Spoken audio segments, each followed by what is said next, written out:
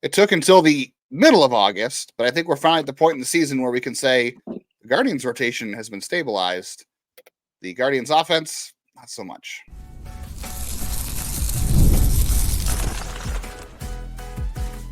You are Locked On Guardians, your daily podcast on the Cleveland Guardians. Part of the Locked On Podcast Network, your team every day. Hello, everyone. This episode is brought to you by PrizePicks, the easiest and most exciting way to play daily fantasy sports. Go to prizepicks.com/LockedOnMLB and use code all lowercase LockedOnMLB for a first deposit match up to $100. On today's show, we'll peel back the curtain a little bit in Milwaukee as Jeff was at American Insurance Family Field. Park Field. American Family Field. I almost said Miller Park, and I'm like, it's not Miller Park. So Jeff was there all weekend. He'll peel back the curtain. We'll talk about some of the vibes in the clubhouse over the weekend with the losing streak, obviously. Not great for the Guardians. We'll talk about how this team continues to be team streak in the second half, what needs to change, and if things can change. And we'll also get into some minor league performances from the past week on Minor League Monday. Some really good performances to talk about, to be excited about. Excitement. For those who don't know me, I'm Jeff Ellis, now credentialed media member. It's a big deal. It's the first time Locked On has ever had anyone credentialed. So for baseball. So this was a big moment. We're going to peel back the curtain on that and talk about that in a bit. But for those who don't know me, I've been one of the originals here at Locked On. Before that, I was a draft and MLB skip specialist at Scouting 24/7. And before that, I was your 10th favorite writer at every Cleveland sports blog that has or will exist. You're not making yourself the first. I mean, you're careful. You don't want to be a know-it-all, Jeff. Well, no, I'm not definitely not basing it on how many runs the team scored this weekend.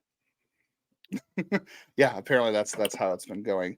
I'm Justin Latta. You might have read me at places like Guardians, Baseball Insider, the Morning Journal, the News Herald. I was once a credentialed media member for the Lake County Sentinels. The last time I got credentialed for the Cleveland Indians game. It's been since I was in college for that. But so Jeff's got me beat on that one now, unless we're counting minor leagues.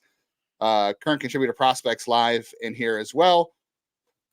So how was your experience, first of all, in Milwaukee? Not trying to, again, be a know-it-all or you do know everything. I don't want to make you a martyr.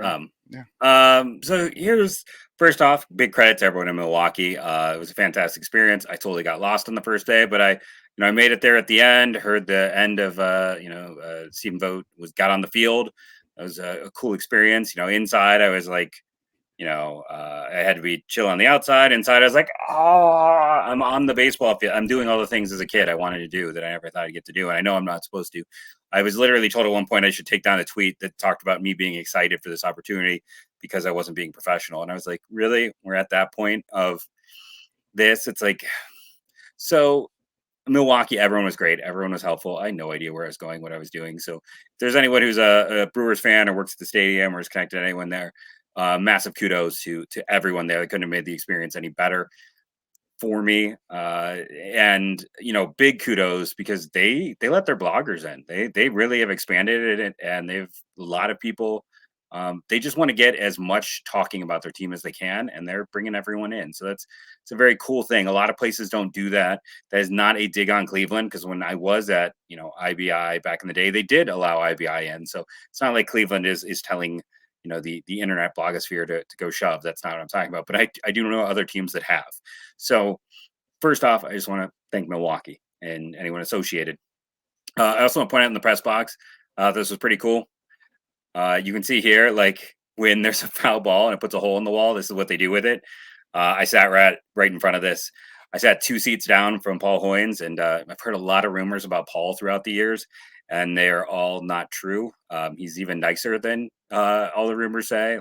He was really kind. I kind of followed him downstairs, let him take the lead as the senior guy, because that's the other bit of info. If you're paying attention, Paul was the only person there this weekend. MLB sent out a stringer who asked a bit of an awkward question on the air. I think we all had that moment with Gavin Williams. You might have heard me ask Gavin Williams about a swing and miss, but it was fun. In the locker room, not so fun. I'll say the worst kind of moment was on Sunday. It was such a pack up rush to get out of there that we didn't. I felt like I stood next to Paul and the stringer for like 10 minutes, not saying anything, and no one Like, it was just quiet and no one was brought to us. And I understand they have to go. They have to get everything in order to get out of there. They had to be out of there in under an hour. So I'm not saying that it is a bad mood in the clubhouse. I'm saying they were busy. But eventually it just got to this point. Like, Paul went to ask Hedges a question on his own. I was like, I'm not going to bother these dudes. I don't even need a quote from anyone. They are eating, they are living their life. So I kind of awkwardly left. So I'm sure there's some guys in that clubhouse going, what the heck was that? Like, because I just stood around for time. Because I was waiting, like, are we going to do a group question? Or because on Friday night, we went and talked with Brennan and I believe one other person, I'm blanking out. But we went and talked with Brennan as a group. Like, and that's what I'm used to in the minors, where we all wait around and they bring someone to it. They were, and again, this is not a knock on them. Please do not be like, Jeff is saying negative things. They had to pack up and go, and there's a lot to do. So they were focused on that. And I totally understand that. But just this real awkward moment, and I'm such a newbie, like, I'm not going to bother them. I don't need a quote. Let these guys eat. Let these guys relax after a crappy weekend. I'm just going to go. So I stood around very awkwardly for 10 minutes and then left. So it was more like, man, I feel like a jerk than anything. But, people in the clubhouse are nice. It was, some of the Milwaukee people mostly kept to themselves, had some nice talks with Paul. David Gaspar was really cool from one of the Brewers sites. We had some good conversations. I showed the bobblehead I got because I went Saturday as a fan. Sorry to Brian. I know we talked about meeting up and then it just didn't come together. I was lazy and never left my section. I was there with some friends, but it was it was a fantastic experience. It was just you go there and you sit in this air conditioned box and you got the internet and it's quite an experience. For those who haven't had it, your own special elevator up and down, like, and again, I kind of knew that from my experiences in Akron, but this is much, much bigger. And again, it's interesting to go up there to have your pass. The Brewers box is all, you couldn't even see euchre. It's all like they put a block over their windows. So you couldn't even be a looky-loo and peer in as you're walking by for the radio broadcast box. Did the meal, had the coffee throughout the evening and the day, but it was a fun experience. I got to see how the other half lives. Got to, as a kid who grew up reading the Akron Beacon Journal, cutting out the stats section, taping it to my wall, reading Hoynes and Pluto. Eventually, this was like the dream, and I got to live it. So yeah, it was not a fun weekend to experience it, maybe, but like I also had fun this weekend, and maybe people won't like that, but I got to have the experience. I got to do the thing I've always wanted to do. I spent my whole life wanting to do, and I never had that opportunity. And thanks to the Brewers for granting me access. I was on Bally's. You could hear me in the background ask a question. I got to, like I said, meet Paul Hoynes, who I've been reading since I learned how to read. I got to be on the Brewers field and watch batting practice. It's things that, yes, when I was there, I was not fanning out because you're not supposed to be a fan on the field. You're supposed to be professional, and I stayed professional.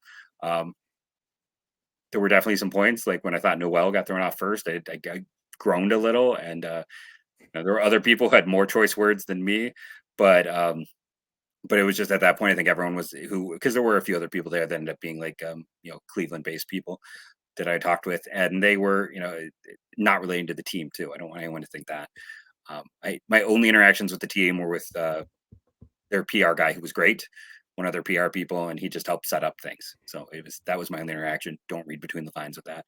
But yeah, it was a beatdown weekend, but it was a fantastic experience, and I got to live what's been my dream. Eventually, I'm gonna have a hook and hang those credentials over here because I don't know if it'll ever happen again. But it was great for the network because we've never been credentialed before, and then it was great personally. So yeah, went, had dinner, watched a game.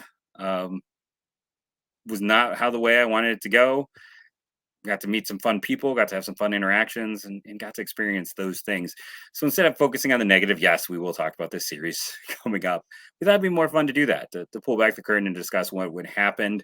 Any questions that I can't answer, put them in the comments below and I'll respond. I'll tell you, honestly about the experience. But for myself, this was a dream come true.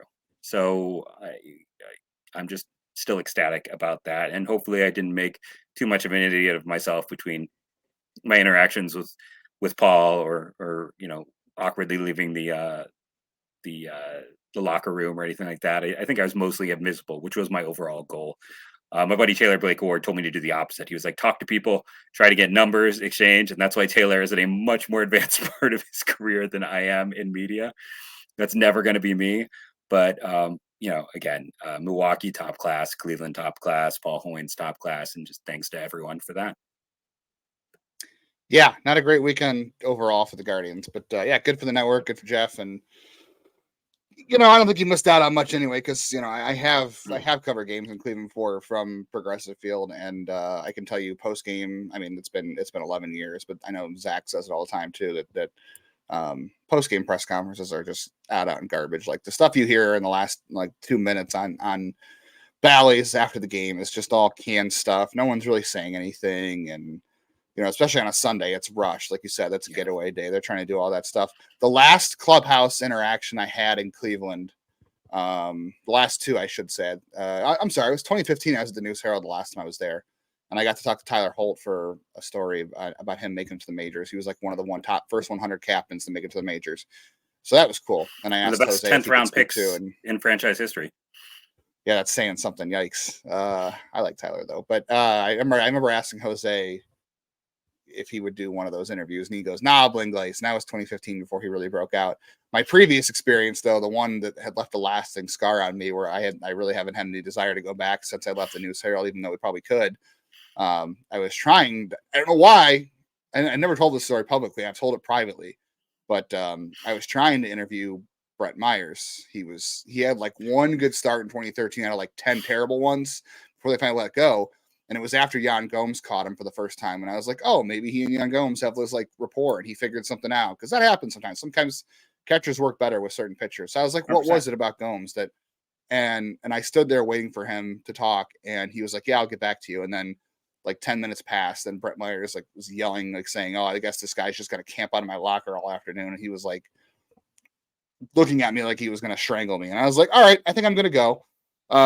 So yeah, that was super fun. Last time my lasting memory in the clubhouse. I was there in 2015 when the Cubs came to town with Joe Madden and Chris Bryant after Lindor got called up, but that was my lasting memory. But pregame, much better. So next time the Brewers or the Guardians are Milwaukee, Jeff, have to be there for pregame. That's a little better vibe, as long as you're not staying by Brett Myers' locker. We are not going to talk about Brett Myers because he is not on the Guardians, but the pitchers are, the hitters are, unfortunately, for the better or worse for this weekend. We'll talk about some of that pitching over the weekend, and we'll talk about the hitting and where it's at, and we'll just see where this team goes now that they continue to have this streaky second half and hang on to first place, even though they're still top 5 in record in baseball.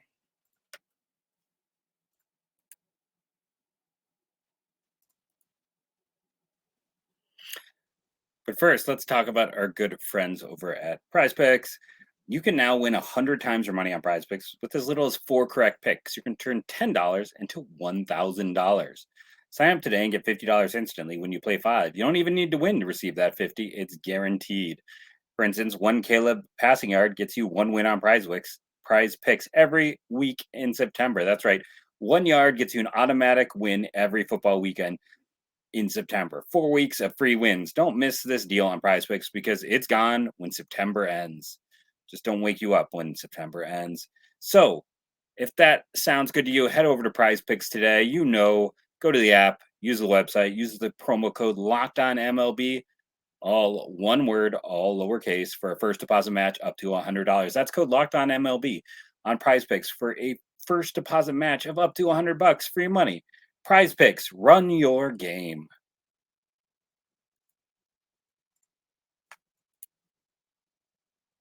Check out our pal Sully on Locked On MLB after you're done making Locked On Guardians your first listen today. Wherever you get podcasts on YouTube, we appreciate you being with us. And then when the show is over, we'll be back on Tuesday. But you can check out Locked On MLB with our pal Sully. He'll cover all the pennant races. He'll cover, hopefully, the Rangers coming back against the Twins, saving the Guardians bacon a little bit over the weekend, making it a little bit less worse. All part of the Locked On Podcast Network, your team every day. Jeff, I can't believe I'm saying it after the season that has gone on so far, but I feel like we're at a point now where I think I said back in April that, or maybe it was obviously March. I said this team will go as far as the rotation takes it because I didn't think the offense would be there. I thought, if this rotation is really good, like we thought it would be, we thought it had a chance to be good with McKenzie and Bieber and Allen and Bybee and Williams before all the injuries, before all the inconsistencies. We knew there was a large range of outcomes for this rotation, right? We knew it could be very good. We knew it could be bad, like it was. And I said, I think this team will go as far as the rotation takes it, because I thought that was the strength of the team. It was going to be the strength of the team if it was good. And now I'm kind of back to saying that because I don't know if I believe in the offense's ability to string things together. I shouldn't say string things together. I think the right word is consistency. Consistency is the hardest thing in baseball, right? Like, everyone talks about making it to the majors is one thing, staying there is harder. I think finding consistency, no matter if you're a pitcher or a hitter, is the hardest thing in baseball, because it's a long season. Guys go through slumps. There's a lot of ups and downs. You try to ride the highs. You try to avoid the lows. And the Guardians in the second half, unfortunately, have had some good highs. They've also had some bad lows. They had the 7-game losing streak. They won 5 in a row. They've lost now 3 in a row, and they go to New York for a tough assignment, coming off of 3 in a row. So I think my real thing now is, does the offense have the right pieces the rest of the way for them to avoid these valleys? Because I think I'm at a point, and we'll talk about Alex Cobb, because the team has not announced Alex Cobb as Wednesday starter, weirdly enough. I'm not sure why, but I think I'm at a point where, like, the rotation seems like, I know Gavin Williams wasn't great Friday night, but I think we're at a point with the rotation where things feel better than they have all season. And now I'm kind of wondering, like, yeah, the Guardians did okay against the Cubs. They scored 9 and 6. They had opportunities in this Milwaukee series, at least on Friday. And I think I'm just at a point where, like, I think the rotation will do enough to keep them in games now versus what they were doing before. And now it's, can they avoid the lows and do enough to support the pitching staff to run down this division title? Yeah, so like some depressing stats from this weekend is they only had 4 players reach second base over 3 games, and 2 of those were stolen bases. They only had 4 multi-hit / multi-walk / hit and walk innings, and a lot of this is because they've just kind of imploded offensively.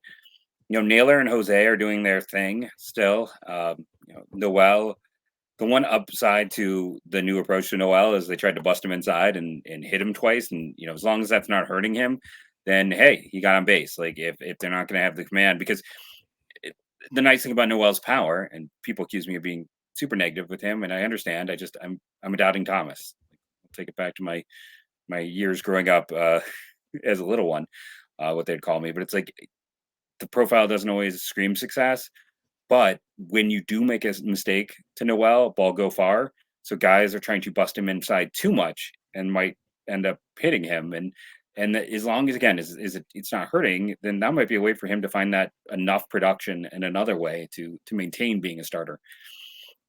But I mean, Stephen Kwan is playing worse than he played last year in the first half when there were the problems with him. He was getting under a few. I don't know if he's trying too much to tap into the power. I know that is the recent Twitter theory. People are like, you need to stop trying to hit for power. I don't know. I don't have a good answer on that, but, like, everyone is struggling pretty badly in the second half. Like I said, you got the 2 guys who are performing well. Now, at the other side, it's like Stephen Kwan's got a 220 BABIP. Like, remember when I was disliked because when he was hitting 400 and he had a 380 BABIP, and I'm like, guys, it's going to come down. Well, it's also going to go up. Like, he's in a bad stretch. This weekend was rough. I mean, the sinker cutter combinations of Savali and Colin Rea just ate them up. Today was 6 pop-up outs, 3 of them to Jose. They just kept getting under the ball. So hopefully we see some turnarounds. David Fry, last 30 days, is at a 99 weighted runs created plus because he's been positive against lefties. But, like, people keep calling for Angel Martinez to come back up. He was at a 52. That's the worst on this team. Rocchio is at least a 53. Second worst. Freeman is at a 45. Like, for everyone asking for, like, if you go get someone, like, right now, statistically, it's one leans towards Freeman, but that's just my view of statistics in this. But I mean, it's not like Schneeman's doing that much. I'm sorry, Schneeman's even worse at 32. It almost feels like Schneeman and Freeman, they rhyme. They can play in AAA together. Maybe I'm being unfair, but the offense has just been really bad. And I know people also want to call it Lane Thomas, and Lane Thomas hasn't been great, but guys often are not perfect. I know Randy Rosarina is playing well. Jess Winker is not. That's part of what happens in trades. Like, that's why a lot of teams don't often want to make that trade. now. Like, you want to get that guy in the offseason, so he's got time to adjust. So I am worried. Yes, their BABIPs are still pretty bad, except for Andres Jimenez, who's playing mediocre and has a too high BABIP, and Will Brennan, who also has a too high BABIP. But I think he had the best weekend of any hitter, really. He did. He had 1/3 Not of their named Josh hits. Naylor. They had 12 hits. He had 4 of them. So yeah, I mean, they need some more consistency, and I think they also need to kick in the pants. Honestly, I do. I would love to see Fry to the disabled list. I'm just gonna say it. Like, if you're gonna play Noel more, let Fry try to get a little bit more healthy, and Rocchio or Schneemann for Arias. And yeah, I got in debates with, and if Fry goes disabled list and you get Manzardo up, or maybe you bring up like, they need to, the rookies, when Manzardo wasn't hot, they sent him down. When Schneemann was hot and playing every day, that was great. When Freeman was good, great. But like, those guys aren't performing anymore. Let's keep doing what we did at the start of the year and do this recycle exchange. That's what we haven't seen. They've not made many changes over the last few months, and they need to get back to what they were doing at the start of the year, not just hitting wise, but also like, okay, this guy got his opportunity, and now he can go get reps at another level. Let's give someone else an opportunity, and like, keep riding the hot hand, because if it's 2 months of not hot, it's time to say goodbye. Sure, that's the thing. That's the thing we can say. Sure. Yeah.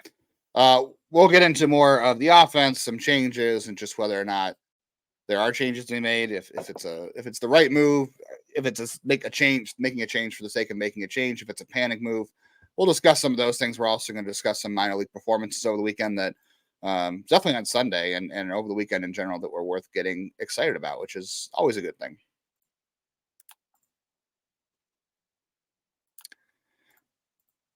You've heard a lot of talk on here about FanDuel, America's #1 sportsbook. We've got a little something different for you. Now through September 22nd, all FanDuel customers can bet up to $5 a week, 3-week free trial. To get a 3-week free trial of the NFL Sunday Ticket from YouTube and YouTube TV, then with your YouTube TV base plan, you'll be able to watch every single regular season Sunday afternoon out of market game in the NFL. All you need is a Google account and a current form payment. You can cancel anytime. I had friends last year who had this plan, and honestly, it was awesome. I was on it with them. I watched a lot of games out of market because I was following my fantasy. I don't really have an NFL team anymore, honestly, but I do follow my own fantasy team. So this is a great deal for that, and now you can do it through FanDuel.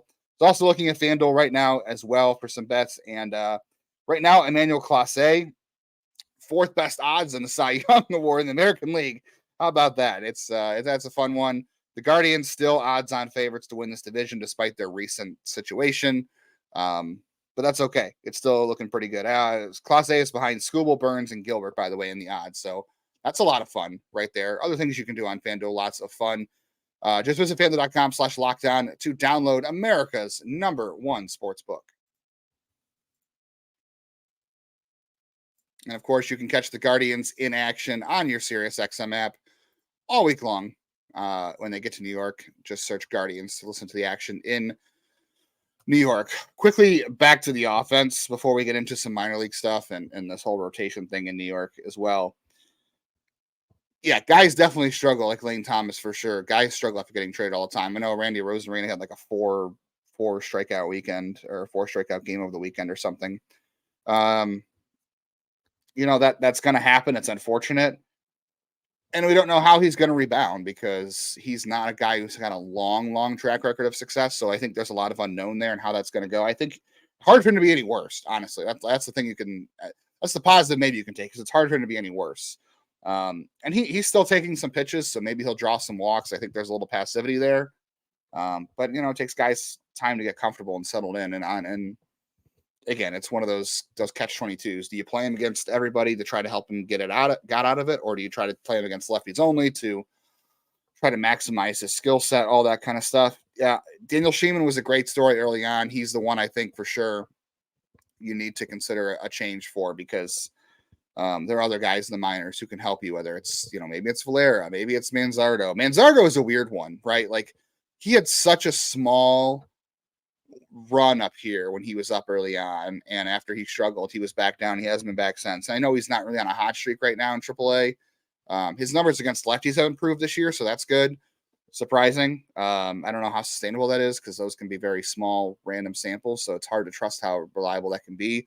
But it's a positive sign, if nothing else. And I know it. If you're going to put Fry on the IL, then and Manzardo makes sense because you need more left-handed balance anyway, and you've got Noel. I just unfortunately Bo Naylor is giving you nothing offensively. You thought he was going to be one of your 5 best hitters this year, and he's had like maybe 2 good stretches this season of offense. You're back to counting on 3 hitters. You're back to counting on Kwan, Jose, and Naylor right now. And anything else is kind of a bonus. Can you even count on Kwan right now? That's the problem.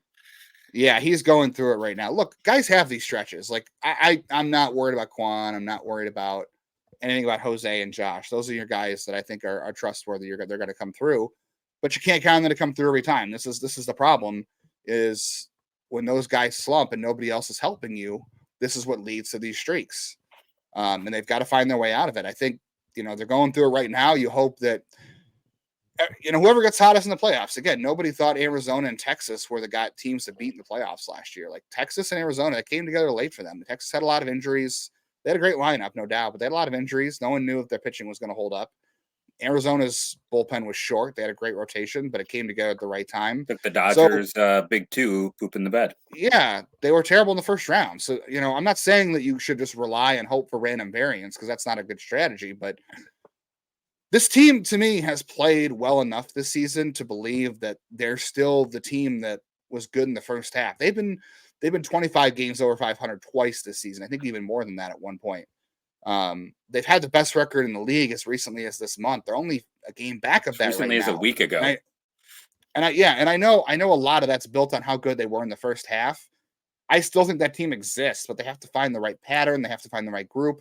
And then you're just hoping they can catch fire at the right time here at the end. I think we've been so accustomed to this team being better in the second half because that's how they were in Tito, right?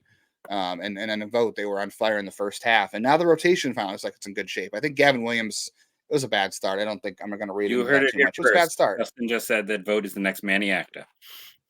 Oh, dear Lord. They had so many of those moments with Manny Acta. I'm kidding. Please, everyone understand. That was a bad attempt at humor.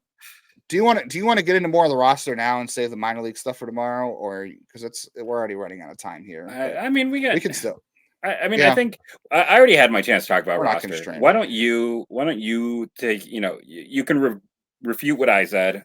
This is your chance. Run with it, and then at least let's say it this way: we may not get a chance to talk about some of the hitters, but I think we need to talk about Peterson and Messick for minor league Monday. We at least got to talk about those two. Yeah, we can about them a little bit. I think there needs to be a shakeup offensively. I do. I think you need to give Manzardo a chance. I think Schneemann has kind of run his course right now. He's a nice story. He's a 27-year-old utility player that's playing way too much. And I'm not saying give up on Rocchio, but I think Arias deserves another shot. And it doesn't mean the end of Rocchio. It just means sending him to AAA and trying to catch his breath and see what he needs to work on. He needs to get stronger. I think you got to do something. It's bad to hit the panic button. I know maybe multiple moves looks like a panic button, but I think you should try something. You need to get a look at at George Valera anyway at some point if you're going to hang on to him. Yeah. I still think I thought they're going to trim him up this offseason. Now I think it's going to be this offseason coming up. And then, for as much as people wanted to give me crap on wherever about Noel, he's got to keep playing because you need that bat in the lineup. And hey, like you said, if teams hit him and they walk him, that's still a win for them. Noel is in there to hit the ball far. He's not in there for any other reason. So if he ends up taking a walk, that's great for him. But honestly, that's a win for pitchers. So I'm not saying like, there's no way he can win unless he hits a home run. Just saying if he does take a walk, that's what the pitchers would prefer that over making a mistake in the zone to him. The problem is the book says he'll chase, and people can get mad at me all they want about that, but I'm not rooting for him to fail. I'm just saying that chase rate's very hard to sustain. There are no examples of success with a chase rate that high. The names aren't good. Their names are not good. I'll read them another time. I'm not going to do it today, but the names are not good. But the Guardians need his bat in the lineup. I hope he hits 20 home runs over the next month. I'm not rooting for the kid to fail. I think we want him to be a unicorn. Kid. We want him to be the unicorn. We do. If he somehow ends up being great with this chase rate, I'll be happy to look stupid because it'll be fun to watch a guy who chases that much at 30 home runs in the season. As much as people want to be like, they want to be know-it-alls, which we saw a lot of that this weekend. It's like It's not about that. It's you and I look at things from the background of we've seen a lot of stuff. We've watched a lot of players. We've been doing this for 15 years, more at this point. It's like 2007 is when we both started. So it's a situation where that profile doesn't work. Might it this one time? Maybe. I mean, it's very unlikely. We're talking like probably a less than 1% chance. So we tend to not buy in, but we're not rooting for anyone to actively fail. I would love it if this is the case where that player is successful. But this is also the same reason a year ago why we didn't go crazy for the Benson and Jones numbers. We also, didn't go over the top for various players. And as much as people want to be like, and there were a lot of nasty comments, I will say, over the last week. And it just comes down to we're going to be measured and we'll take our record against anyone's. Like, where are our big swings and misses? Go ahead and point them out in the comments below because there haven't been many. So if we're going to be bragging, plenty. We've plenty of swings and misses. Yeah, but like not on things like this. Like not on the things where it's like we're betting against a unicorn. Well, I mean, everybody tried to tell us we were wrong on Oscar Gonzalez, and now John Kenzie Noel has the same chase rate as Oscar a year ago, which caused him to flame out, and now he's in AAA. Francisco Mejia, you and I both were very not in on that profile at all, despite the 50-game hitting streak in the minors. And he had attitude issues as a player in the minors as well that didn't help. But he has his 2022 season's the worst chase rate among any of the 100 plate appearances. The other names, I'll read the names. There are names that are up there with Noel right now are Hanser Alberto, Corey Dickerson, Francisco Pena, Oscar Gonzalez, Pedro Siriaco. If you think any of those players are good, then I question what you think is good baseball. That's going to be my answer. So yeah, the other players around him are Jorge Alfaro, Thomas Nido, Mickey Moniak, Francisco Mejia again, Michael Chavez, Javier Baez, Pablo Lopez, Salvador Perez last year, who the Royals were trying to get rid of at one point. None of those names are good.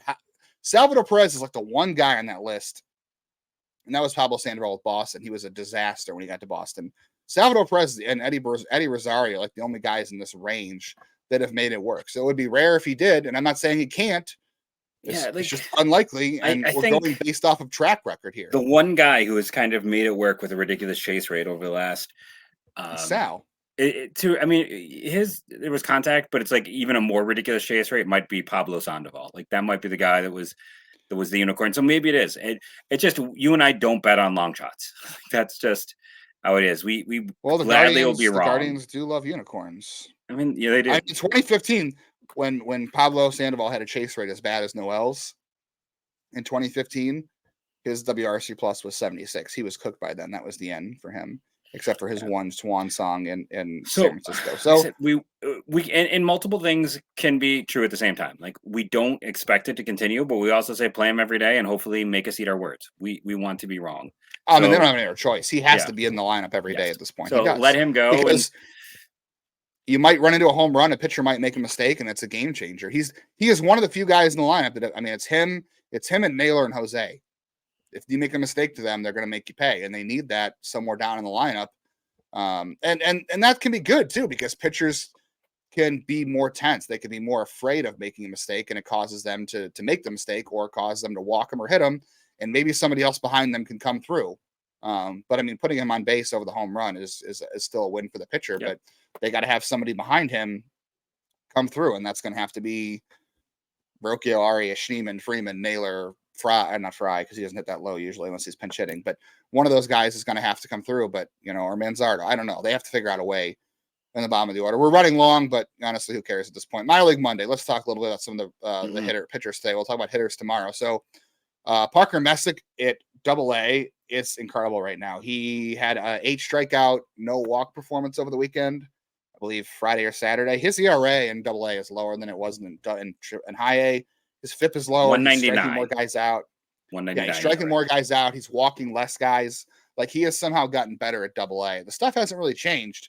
I think he just is throwing more strikes, and the hitters are having a hard time picking him up there. The BABIP is incredibly low, so maybe that's helping him a little bit. But pitchers do have some control over their own BABIP if you have good stuff, if you can induce weak contact, if you miss bats. In general, that can really help out a lot. So, and he keeps the ball on the ground a lot. It's over 40. Cleveland has not targeted a ton of ground ball pitchers over the years. It's a lot of pop-up guys. Maybe they should target more of them because the Guardians hitters did nothing but that this weekend. Yeah. So that's good for Messick and his. If you believe in xFIP, which I really don't, it's also even lower. So it's a really fun profile, and I think he has a chance to be impacting the team next year. And then real quickly, I run into Austin Peterson. So I was sitting at home on Sunday watching the Guardians not hit. I was watching Austin Peterson in Erie, and he was as good as I've ever seen him. He did give up a solo home run. He gave up a couple of back-to-back hits that were hit a little bit hard. But that's going to happen to him because A, he tops out at 93. B, he's around the zone a ton. So he is going to give some hard contact. That's what you're going to have to live with him. But he struck out 9. He did not walk a batter. He won 5 innings. And I think he added a new pitch. I haven't seen this before. My buddy Mike Mahoney from Lake County has me convinced that it might be a splinker. I don't know if it's a changeup. I don't know if it's a two-seam. It's like 88, 89. And it was just nasty. And guys were chasing it, and it was amazing. The fastball, like I said, got up to 93. The slider looked great. He threw a couple curveballs. I'm in on Peterson. I know you were in on Peterson before. I wasn't out on him, but I was down on him because he didn't miss a lot of bats a year ago in low A. And I couldn't believe he didn't. Yeah. This year, he has kicked it up a notch, and I can't wait to see what the next level of development for him is. He's still not missing a ton of bats in Double A, but he's walked 15. He can miss bats, though. He can't. He's walked 15 guys in 133 innings. These two guys will both, at the end of next year, have to be added to the 40-man. So it's just they're going to be. Are they helpful for this year? Probably not. Ryan Webb, who we'll talk about tomorrow, is the guy who needs to be added. We'll talk some 40-man or at least some Ryan Webb tomorrow. But Peterson and Messick are guys who are going to put themselves in the discussion for next year. So, like, instead of sitting there and waiting on a Boyd or a Cobb because they didn't have any other options, like, this is the next wave is going to finally start hitting. And heck, even Denholm had a good start, I saw, on his move up to Double A. So, apparently that's what's going to fix what ails you. But Pesic, we're just going to make them one. Combine the names. Combine them. Pesic are two guys who are going to be borderline top 10 prospects for me, if not one of them sneaking in. They've just, every single time you watch them, you like them a little bit more, and you see they look like sure major league players. I don't know if it's quad A or like major league starter, but I think there's a good chance at a major league starter. I think they're starters. I think they're back end starters. Yeah. I don't know if agreed. I think Messick. I'm trying to figure out where I like Messick. To me, Peterson is more like a plus version of Josh Tomlin. Like, it's not quite Adam Plutko because I don't think Adam Plutko ever had a plus pitch. I think Peterson's got great extension. I think he has legitimate 2 or 3 pitches that work for him. So I think it's like a plus Josh Tomlin, which to me is like a 4 starter. Maybe some years it's a 3. I mean, I like to see if he can add more velocity. The extension helps a lot too because he's lanky. So that 92, 93 looks more like 94, 95, which is going to help him a ton. Like I said, with his control being around the zone so much, I think he is going to have issues with the home runs eventually. And sometimes he's going to have bad days, but I think the stuff is good enough. The control is certainly good enough. He's a unique pitcher. I think it's going to work. It just depends on, like I said, I think the best outcome there is mid rotation, but I'm in on that. I think he could help as soon as next year. I agree. Messick, the approach angle, weird fastball is also going to play up too. We'll talk more about minor leaguers tomorrow. We'll talk about hitters tomorrow. Travis Bazzana had a great week. Chase DeLauder had a great weekend. A couple relievers are doing well in Columbus. Pipeline just had their system ranks. We'll kind of talk about that a little bit on Monday. I should say on Tuesday. We'll talk about some Rule 5 guys because honestly, it's not a great year for Rule 5 and considering there's an off day. And then we'll talk about September call-ups. We'll continue to talk about how this roster can be altered and if this team can find a good mesh of balance and offense to get themselves to a division title and do some damage in October as well. And Alex Cobb not announced as the start on Wednesday. I don't know why. It's kind of interesting that that hasn't happened yet. I hope nothing's wrong, but I assume we'll hear more tomorrow. And hopefully we'll hear all from you. And again, thank you all for joining us. Whether or not you agree with all of our takes, thank you to those of you who keep it kind and keep an open mind. Thank you for all the great support this year. And I hope you enjoyed the fun story about getting to live out a lifelong dream. So thank you all again. Keep staying awesome, being everydayers, and go Guardians, go.